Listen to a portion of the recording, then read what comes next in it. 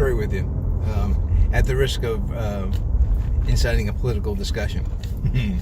So, I've said before, last election, the 2016, I paid zero attention to either candidate. I didn't really care. I'm pretty at that point, right? Pretty apolitical.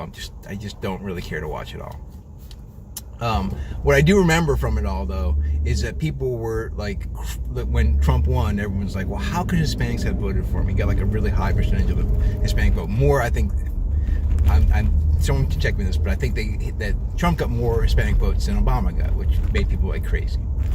I had a discussion today with a fella whose his dad's Cuban, came from Cuba, like stole a rowboat, 12-foot rowboat to get to Miami from Cuba, and his mom is Puerto Rican, and his wife's Puerto Rican, so obviously Hispanic, all of that.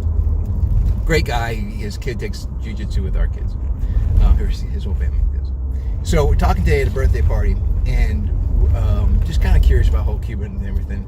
And he was talking pretty animated about the state of Cuba today and how he feels like it is very close to turning into what unfortunately is happening in Venezuela, where everything is falling apart. And he put the blame squarely on socialism and the government programs, just how they enrich the government. Socialism used as a way to enrich the government, or communism used as a way to enrich the government and the government people. Apparently, like, he was telling the story about how I hope I get this right, his dad went to Cuba, or his brother went to Cuba and was going to stay, maybe it was his sister. His sister was going to Cuba and was going to stay at her sister's house, a side sister. Anyways, she couldn't vacation in Cuba at her sister's house without paying rent to the government for renting the space in her sister's house. Basically, family coming to visit had to spend money, had to pay the government rent for the visit. It sounds crazy, but this is the way he was saying what was going on in Cuba these days, and this is fairly recent. So I said, well, how does it affect you to hear people in America talk about, socialism? He said, it drives me nuts. He said, sometimes I'll have to physically walk out of the room when people are talking about socialism being a good thing and how, if we just do it the American way, it'll work.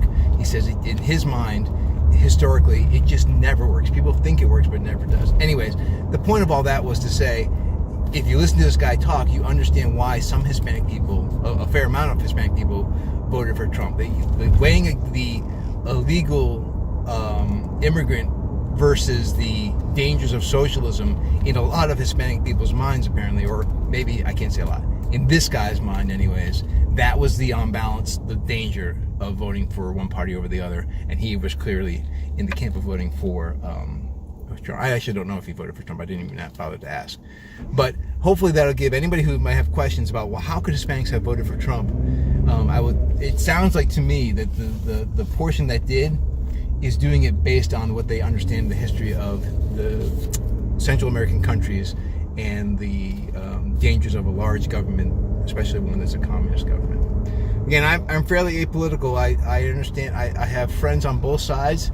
I think that there are caring people on both sides who have different experiences, which is color the way that they see things, and I am chaotically neutral to the whole thing. All right, that's my second thought for the day, which may end up being the third video for the day. But hey, power to you. Cheers.